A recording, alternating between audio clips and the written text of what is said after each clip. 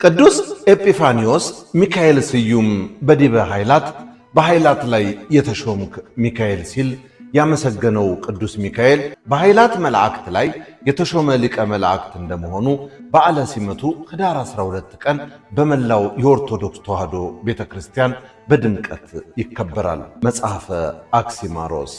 ኃይላት የተባሉት መላእክትም ሰዎች በዓለም ፈተና ውስጥ ሆነው ሰይጣን ሊያደክማቸው ሲፈልግ ኃይልን ብርታትን የሚሰጡ ይህን ዓለም ንቀው በበረሃ ወድቀው ከሥጋ ምኞት ጋር የሚጋደሉትን በከተማም እየኖሩ መንፈሳዊ ትሩፋት የሚያደርጉትን ደግሞ የሚያበረቱ ናቸው።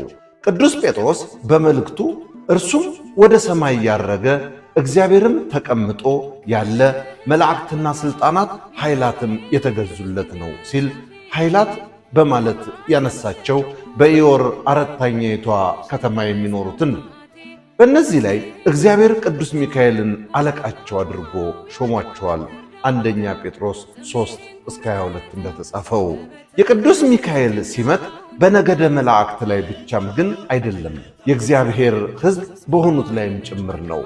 ኃያሉ መልአክ ቅዱስ ሚካኤል የስሙ ትርጓሜ በዕብራይስጥ እንደ እግዚአብሔር ያለ ማን ነው ማለት እንደሆነ ቅዱሳት መጻሕፍት ይጠቅሳሉ።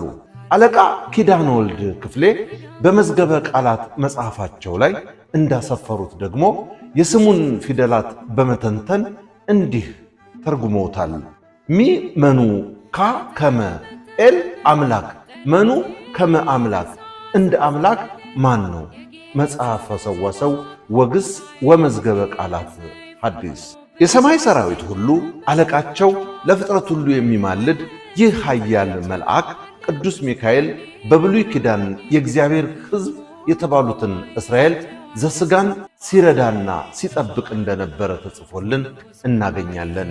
ለምሳሌ መልአኩ ቅዱስ ሚካኤል ለኢያሱ በኢያሪኮ ምድረ በዳ እንደተገለጠለት ዓይኑን አንስቶ ተመለከተ፣ እነሆም የተመዘዘ ሰይፍ በእጁ የያዘ ሰው በፊቱ ቆሞ አየ። ኢያሱም ወደ እርሱ ቀርቦ ከእኛ ወገን ወይስ ከጠላቶቻችን ወገን ነህ አለው። እርሱም እኔ የእግዚአብሔር ሰራዊት አለቃ ነኝ፣ አሁንም ወደ አንተ መጥቻለሁ ሲል ተናግሯል። ኢያሱ 5:13 ላይ እንደተጻፈው እግዚአብሔር አምላክ ሕዝበ እስራኤልን ከግብፅ ባርነት ነፃ ሲያወጣቸው ይመራቸው የነበረ መልአክ ቅዱስ ሚካኤል ነበር።